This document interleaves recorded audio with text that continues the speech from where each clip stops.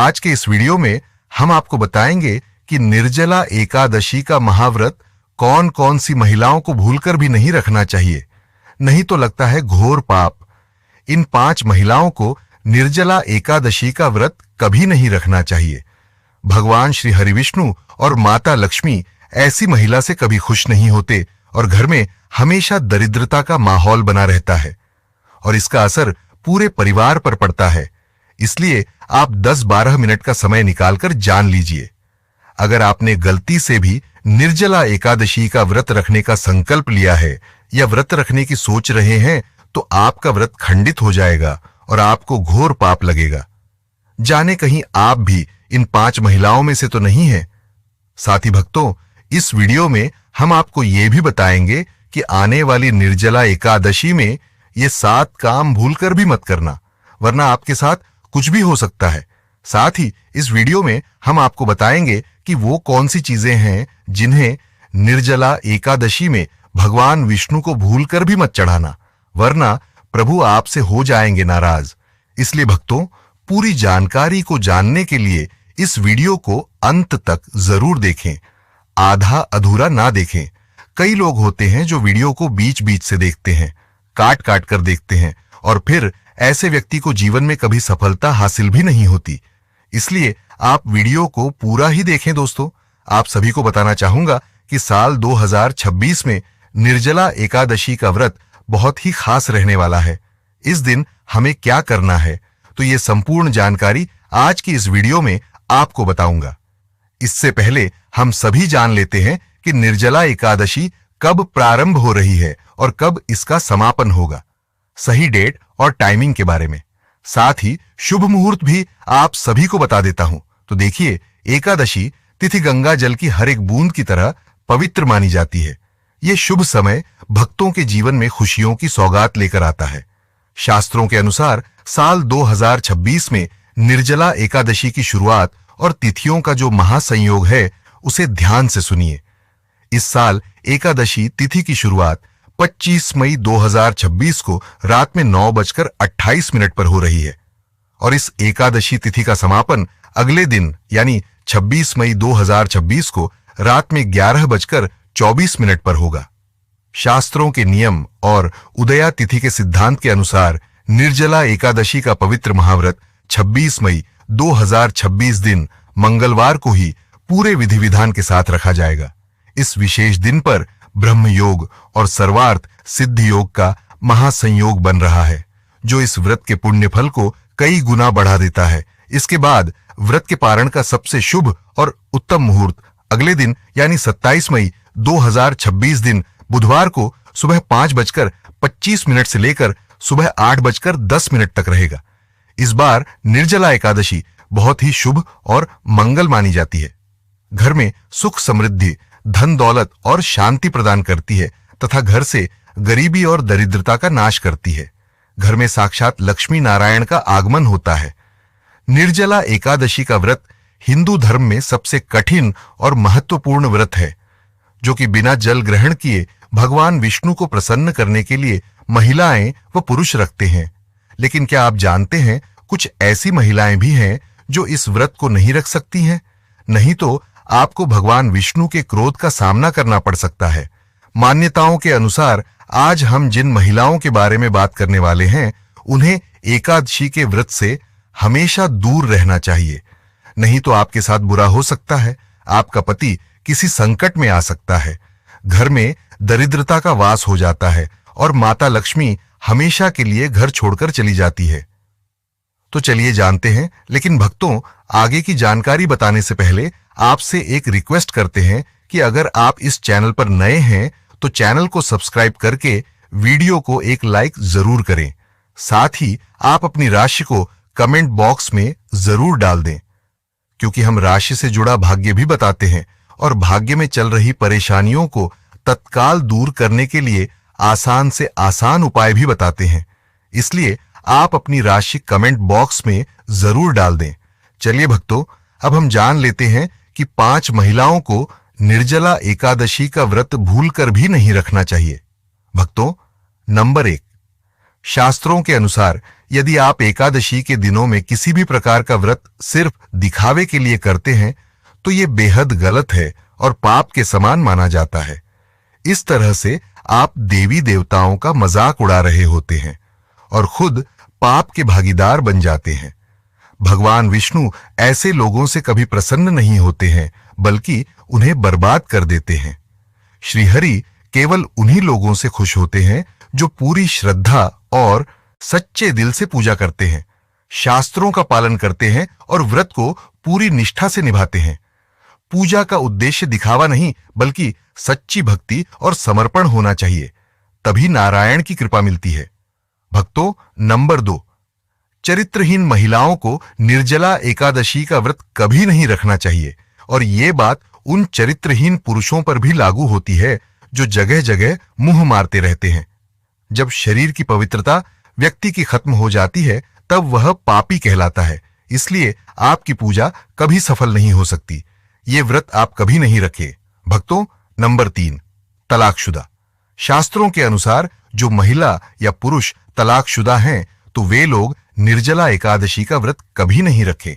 आपकी जानकारी के लिए बता दें, शादी 2 दिलों का बंधन है जिसके बंधन में आजीवन रहना होता है, न कि अलग अलग। भगवान विष्णु और लक्ष्मी जी टूटे हुए जोड़े को कभी स्वीकार नहीं करते। टूटे हुए जोड़े का व्रत रखना, पूजा करना शुभ वरदान नहीं देता है। इसलिए दोनों को मिलकर पूजा पाठ करना चाहिए। भक्तों, नंबर 4, मासिक धर्म में भूलकर भी न रखें व्रत। यदि कोई महिला मासिक धर्म में है तो उसे एकादशी का व्रत रखने से बचना चाहिए, क्योंकि मासिक धर्म में पूजा पाठ नहीं करना चाहिए।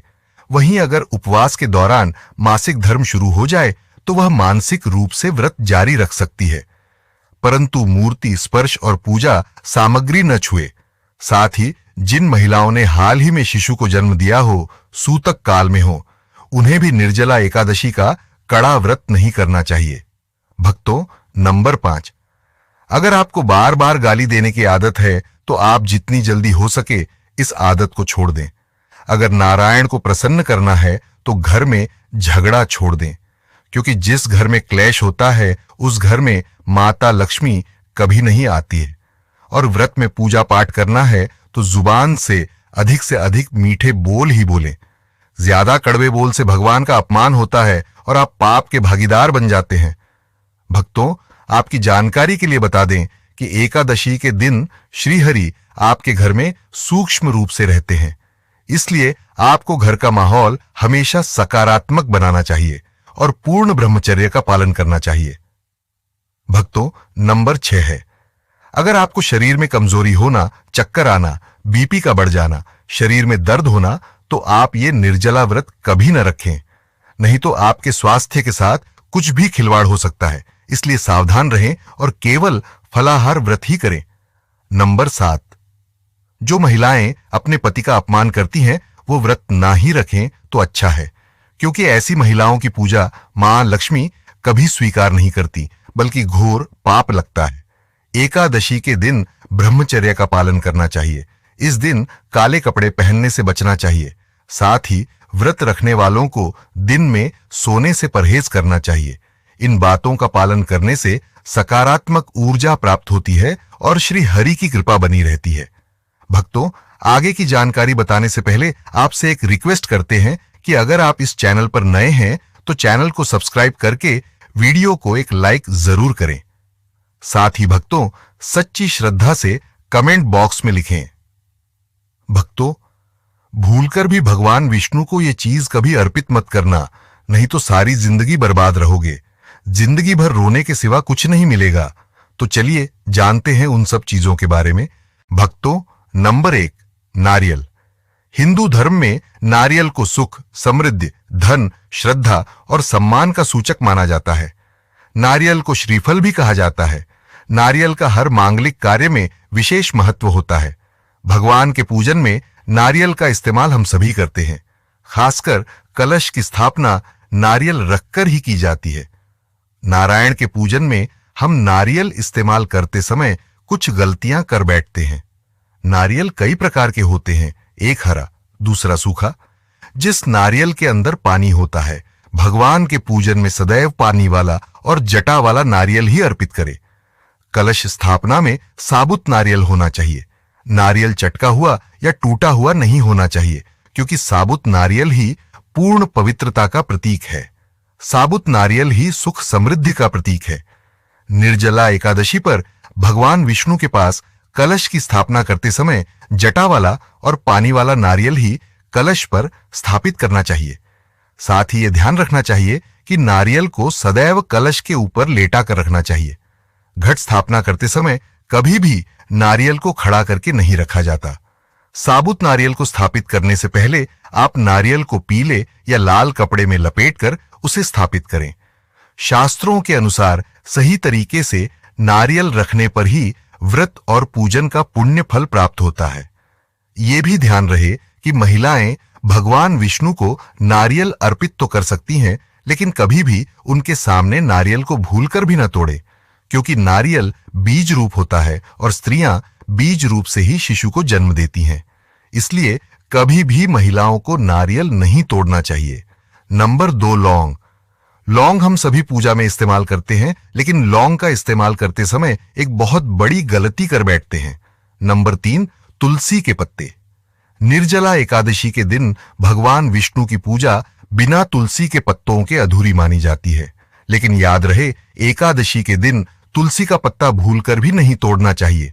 आप एक दिन पहले यानी दशमी तिथि को ही तुलसी पत्र तोड़कर रख लें और एकादशी के दिन भगवान विष्णु को अवश्य अर्पित करें, क्योंकि तुलसी जी के पीले रंग के फूल नारायण को अति प्रिय हैं। खासकर उन्हें गेंदे और पीले गुलाब के फूल अति प्रिय हैं। भक्तों, निर्जला एकादशी आने वाली है। बस कुछ ही दिन बाद ये महापर्व प्रारंभ हो जाएगा। तो हम आपको एक ऐसी चीज बताएंगे जिसको एकादशी में घर में लाने से सकारात्मक ऊर्जा का वास होता है और आप धनवान बन जाते हो। ऐसे में ये छोटी चीज घर में लाने से माता लक्ष्मी खुशी खुशी अपने घर चली आती है और अवश्य प्रसन्न होती है। तो चलिए जानते हैं। भक्तों, नंबर 1, 16 श्रृंगार का सामान। एकादशी के दौरान घर में लाना बहुत ही शुभ और मंगलकारी माना जाता है। या आप जिस जगह घर में नारायण का आसन एकादशी व्रत करने के लिए स्थापित कर रहे हैं, उस जगह पर 16 श्रृंगार का सामान रख दें। ऐसा करने से माता लक्ष्मी की कृपा सदैव घर पर बनी रहती है। नंबर 2, सोना, चांदी या तांबे के सिक्के जरूर रखें। शास्त्रों के अनुसार सोने, चांदी या तांबे से बने लक्ष्मी, गणेश या नारायण अंकित किसी भी सिक्के को खास तौर से निर्जला एकादशी के दिन घर के मंदिर में स्थापित करने से बहुत ही शुभ और मंगलकारी माना जाता है। एकादशी के दिनों में सोना, चांदी, तांबा घर में लाने से इसका फल कई गुना बढ़ जाता है। इसलिए सोना, चांदी या तांबे के सिक्के भगवान विष्णु के पास अवश्य रखें। इससे प्रभु बहुत प्रसन्न होते हैं। भक्तों, नंबर 3, शंख और गंगाजल। धर्मशास्त्रों के अनुसार एकादशी के पावन अवसर पर दक्षिणावर्ती शंख घर में जरूर लेकर आएं। माना जाता है कि जिस घर के मंदिर में शंख नहीं होता, वहां पर देवी देवता कभी वास नहीं करते। शंख का सनातन धर्म में बहुत बड़ा महत्व होता है। नियमित शंख को बजाने पर कई गुना सकारात्मक ऊर्जा प्राप्त होती है और नकारात्मक ऊर्जा नष्ट होती है। धन की देवी मां लक्ष्मी अति प्रसन्न होती हैं। वहीं धर्मशास्त्रों के अनुसार जिस घर के मंदिर में गंगाजल नहीं होता, तो वो घर अपवित्र माना जाता है। गंगाजल मंदिर में अवश्य रखा होना चाहिए। यदि आप घर में गंगाजल लाने में असमर्थ हैं, तो अपने आसपास पवित्र स्थान या किसी तीर्थ स्थान का पानी लाकर घर में रखें। भक्तों, नंबर 4, मोरपंख। एकादशी में भगवान श्री कृष्ण का प्रिय मोरपंख घर लाकर घर में रखें। धर्म साधना टीवी को सब्सक्राइब करें, वीडियो को लाइक करें और कमेंट बॉक्स में नारायण का जयकारा जरूर लगाएं, जिससे कि प्रभु की कृपा आप पर बनी रहे। भक्तों, तो आइए शुरू करते हैं। दोस्तों, निर्जला एकादशी के दिन वैसे तो पूर्ण उपवास रखा जाता है, जिसमें जल भी नहीं पिया जाता। लेकिन जो लोग अस्वस्थ हैं या निर्जला व्रत रख पाने में असमर्थ हैं, वे फलाहार कर सकते हैं। शास्त्रों में बताया जाता है कि भगवान के भोग में सेब, केला आदि जरूर अर्पित किया जाता है। अगर आप फलाहारी व्रत रख रहे हैं, तो आपको केला, सेब, संतरा और मीठे अंगूर जरूर खाना चाहिए। इन फलों से व्रतधारी को शक्ति मिलती है और व्रत संपूर्ण हो जाता है।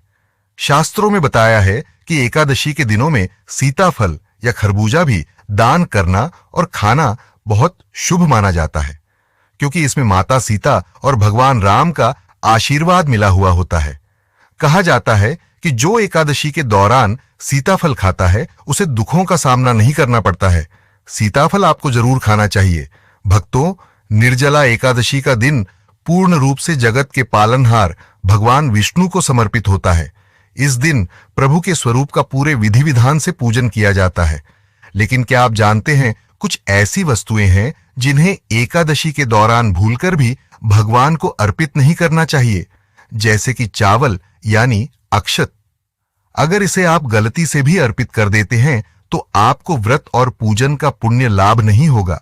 इसलिए आपको यह जानना अति आवश्यक है कि वो कौन सी ऐसी वस्तुएं हैं जो प्रभु के पूजन में भूल कर भी इस्तेमाल नहीं करनी चाहिए।